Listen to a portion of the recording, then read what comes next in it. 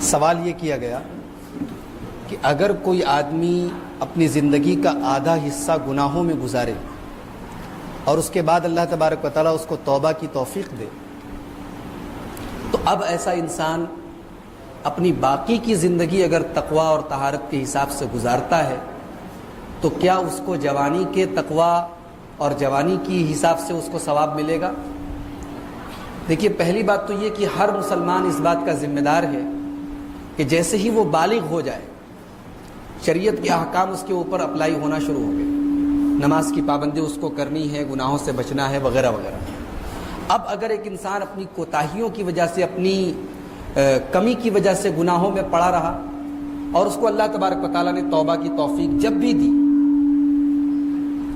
اس کو جب بھی توبہ کی توفیق ہوئی اس نے توبہ کی، تو اللہ کے نبی صلی اللہ علیہ وسلم کی صحیح حدیث ہے التوبۃ تہدم ما قبلہا، توبہ پچھلے تمام گناہوں کو معاف کر دیتی ہے۔ اگر کوئی انسان اللہ تبارک و تعالیٰ کی بارگاہ میں سچی توبہ کر لیتا ہے تو اب اس کی پچھلی زندگی میں اس نے جو بھی گناہ کیے ہیں وہ انشاءاللہ معاف ہو جائیں گے۔ اب آگے سے اس کی یہ ذمہ داری ہے، اور سچی توبہ کا مطلب ہی یہی ہے کہ اب آگے وہ ان گناہوں کو نہ کرے اور اپنی زندگی کو صحیح طریقے سے گزارے۔ اب رہ گیا یہ سوال کہ جوانی کے بارے میں اس سے سوال کیا جائے گا یا نہیں، یا جوانی کا اس کو ثواب ملے گا نہیں۔ تو اللہ تبارک و تعالیٰ نے قرآن کریم میں فرمایا کہ فاتقوا اللہ ما استطعتم، اللہ سے اتنا ڈرو جتنا تمہارے اندر طاقت ہے۔ اب یقیناً ایک آدمی جو آج 40 سال کا یا 50 سال کا ہو گیا ہے، اب وہ اتنی محنت نہیں کر سکتا یا دین کے معاملے میں اتنا کام نہیں کر سکتا جتنا وہ جوانی میں کر سکتا تھا۔ تو اپنی عمر اور اپنی صلاحیت کے اعتبار سے، اپنی طاقت کے اعتبار سے اسے چاہیے کہ وہ جتنا دین کا کام کر سکتا ہے، عبادتیں کر سکتا ہے، وہ کرے، اور پچھلی زندگی میں جو بھی اس نے گناہ کیے تھے اس کے لیے وہ بار بار اللہ تعالیٰ سے سچی توبہ کرے۔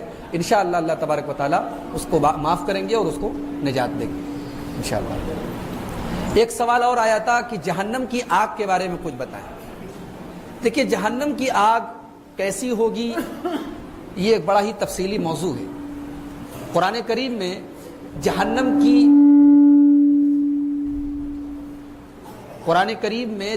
کی آگ کے مختلف نام آئے۔ کہیں کہا گیا نارن حامیہ، بھڑکنے والی آگ، کہیں کہا گیا نارن تلظا، شعلہ پھینکنے والی آگ، کہیں کہا گیا نار اللہ الموقدہ، اللہ تبارک و تعالیٰ کی بھڑکائی ہوئی آگ، التی تطلع علی الافئدہ، جو دل تک پہنچے گی۔ کہیں کہا گیا لواحۃ للبشر، چمڑی کو، انسان کی کھال کو، انسان کی اسکن کو جلانے والی آگ۔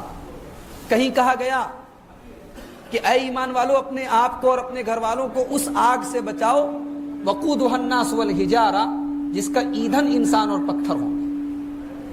تو اس میں کوئی شک نہیں کہ جہنم کی جو آگ ہے وہ دنیا کی آگ سے کئی ہزار اور لاکھ گنا زیادہ بڑی ہے اور خطرناک ہے۔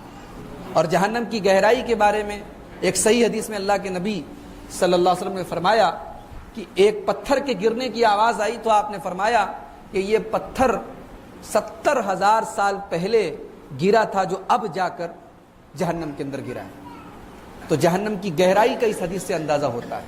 اور اسی طریقے سے جہنم کے اندر جو عذاب ہوں گے، جہنم میں جو تکلیفیں ہوں گی، جہنمیوں کو جو کھانا ملے گا، یہ ایک مستقل ایک موضوع ہے۔ تو مختصر میں آپ اتنا سمجھ لیجئے کہ جہنم کی آگ ہماری کیپیسٹی کے باہر ہے۔ اللہ تعالی ہم سب کو جہنم سے محفوظ رکھے۔ اور ہم جب دنیا کی ایک معمولی سی آگ میں اگر کسی کو ہم جلتا ہوا دیکھتے ہیں اور اس کا انجام ہماری آنکھوں کے سامنے آتا ہے تو ہم کانپ جاتے ہیں۔ تو سوچئے کہ جہنم کی آگ میں جلنے کے بعد انسان کا کیا؟ نماز ایسی جگہ پر آدمی وقت ہو گیا ہے لیکن وہاں جگہ مناسب نہیں کہ وہ نماز ادا کر سکے، تو کیا کرے گا؟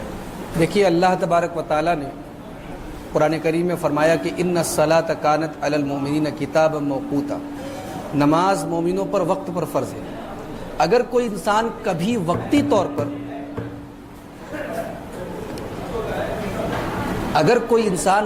طور پر کسی پریشانی میں ہے جس سے جلد ہی اس کے نکل جانے کا امکان ہے اور وہاں وہ اس حال میں نہیں ہے کہ نماز پڑھ سکے، تو وہاں تو ٹھیک ہے کہ وہ نماز کو ڈیلے کر سکتا ہے، قضا کر سکتا ہے۔ لیکن کوئی مستقل ایسی پریشانی میں ہے، مثال کے طور پر کوئی قید ہے یا کوئی آدمی ICU میں ہے، ہوش و حواس ہے لیکن ہل ڈل نہیں سکتا، تو ایسے حالات کے تحت شیخ ابن باز وغیرہ کا یہ فتویٰ موجود ہے کہ چونکہ اللہ تبارک و تعالیٰ نے قرآن کریم میں فرمایا کہ فاتقوا اللہ ما استطعتم، اللہ سے ڈرو جتنی تمہارے اندر استطاعت ہے، تو انسان جس حال میں ہے اسی حال میں وہ نماز پڑھے گا۔ اگر اس کو رکوع سجدہ کرنے کی بھی طاقت نہیں ہے، مان لیجئے کہ ایک آدمی جو ہے قید میں ہے اور اس کو باندھ کے رکھا گیا ہے، تو وہ اسی حال میں کھمبے سے یا جس چیز سے بھی اس کو باندھا گیا اسی حال میں کھڑا کھڑا وہ نماز پڑھے گا اشارے سے۔ یا اسی طریقے سے آئی سی یو میں اگر کوئی آدمی ہے تو آئی سی یو میں نہ تو وہ ہل ڈل سکتا ہے، نہ وضو کر سکتا ہے، نہ وہاں پہ مٹی لے جانے کی پرمیشن ہے تیمم کر سکے، تو وہ انسان اسی حال میں نماز پڑھے گا۔ فاتقوا اللہ ما استطعتم سے یہ شیخ ابن باز وغیرہ نے استدلال کیا ہے اور یہی اس سلسلے میں بات کہی گئی ہے۔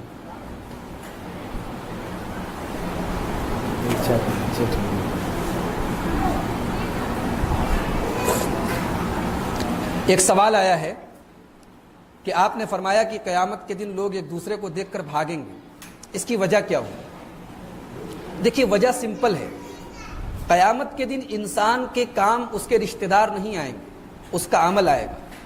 حضرت ابراہیم علیہ السلام نے ایک دعا کی تھی جو قرآن کے اندر اللہ تبارک و تعالیٰ نے ذکر کی ہے، یوم لا ینفع مال ولا بنون، قیامت کے دن انسان کا مال اس کو فائدہ نہیں دے گا اور انسان کی اولاد اس کے کام نہیں آئے گی، الا من اتى اللہ بقلب سلیم، قیامت کے دن کامیاب صرف وہی انسان ہوگا جو اللہ تبارک و تعالیٰ کے پاس صاف ستھرا دل لے کر پہنچے۔ کیوں بار بار ٹیسٹ کر رہا ہوں؟ صاف ستھرا دل لے کر پہنچے۔ صاف ستھرا دل کا مطلب کہ اس دل کے اندر شرک نہ ہو، اس دل کے اندر کفر نہ ہو، اس دل کے اندر کسی کے لیے حسد بغض کینہ اور کپٹ نہ ہو، ایسا دل لے کر جو جائے گا وہی قیامت کے دن نجات پائے گا۔ تو قیامت کے دن اسی لیے قرآن کریم میں کئی جگہ یہ بات بیان کی گئی ہے کہ آدمی اپنے بھائی سے بھاگے گا، اپنے بیٹے سے بھاگے گا۔ بھاگنے کا مطلب یہی ہے کہ انسان وہاں اس لیے بھاگے گا کہ کہیں میرا بھائی آ کر مجھ سے کچھ مدد نہ مانگے، جبکہ آج میں خود دوسروں کی مدد کا محتاج ہوں۔ تو اس لیے قرآن کریم میں یہ بات بیان کی گئی ہے۔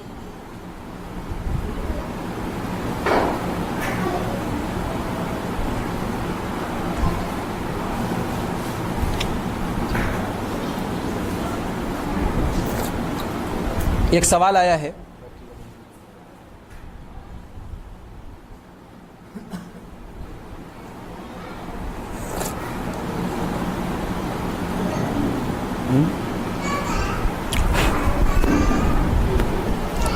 ایک سوال یہ آیا ہے کہ آج کل بچوں کے ساتھ بھی بدکاریاں شروع ہو گئی ہیں جس میں ان کا کوئی قصور نہیں ہے، تو ان کی شادی کس سے ہوگی؟ جیسا کہ آپ نے قرآن کا ریفرنس دیا۔ دیکھیے میں نے جو بات کہی تھی وہ یہ تھا کہ ایک عورت جو ہے وہ زنا باقاعدہ اپنی مرضی سے کرواتی ہے، ایسی عورت شریعت کی نظر میں زانیہ ہے۔ اگر کسی عورت کے ساتھ زبردستی جبرن اگر اس کے ساتھ یہ حرکت کی گئی ہے جس میں اس کا کوئی قصور نہیں ہے تو شریعت کے وہ احکام اس کے اوپر اپلائی نہیں ہوں گے۔ اس کی شادی ایک پاک باز مومن سے ہو سکتی ہے اور اس کے اوپر زنا کی جو حد ہے، جو سزا ہے، وہ حد بھی نہیں لگائی جائے گی اگر اس کے ساتھ زبردستی کی گئی اور یہ پروف ہو گیا کہ اس کے ساتھ زبردستی کی گئی۔ تو بچوں کا معاملہ ظاہر سی بات ہے کہ ایسا ہی ہے، بچے یہ کام اپنی مرضی سے نہیں کر سکتے، لہٰذا ان بچوں کا اس میں کوئی قصور نہیں ہے اور نہ ہی ان کے اوپر وہ قرآن کریم کی آیتیں اپلائی ہوں گی۔ ایک سوال آیا ہے کہ تھرسڈے کو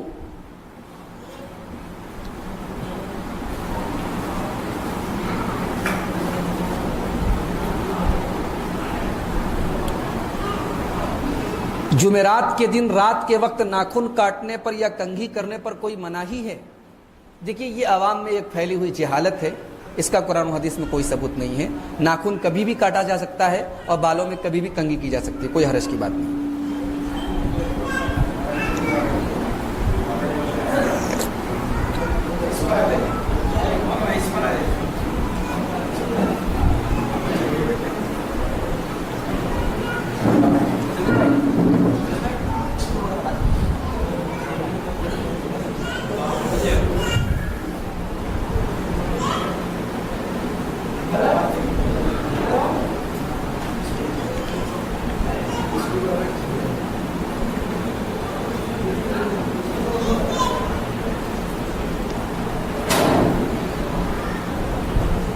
ایک سوال آیا ہے کہ یوسف علیہ السلام کا واقعہ میں نے تقریر کے دوران بیان کیا کہ یوسف علیہ السلام کو ایک عورت نے گناہ کی دعوت دی اور انہوں نے اس کی دعوت کو ماننے سے انکار کر دیا، تو میں نے حدیث پڑھی تھی کہ ایسا جو مرد ہوگا جس کو کوئی خوبصورت عورت اور پیسے والی عورت گناہ کی دعوت دے اور وہ انکار کر دے، اللہ سے ڈرے، تو اس کو اللہ تبارک و تعالیٰ اپنے عرش کا سایہ دے گا۔ تو سوال کیا گیا کہ اگر یہی کام کوئی عورت کرے، کسی عورت کو اگر کوئی گناہ کی دعوت دے اور اللہ کے ڈر اور تقوی کی وجہ سے وہ عورت اس دعوت کو ماننے سے انکار کر دے، تو کیا اس کو بھی یہی مقام اور فضیلت حاصل ہوگی؟ دیکھیے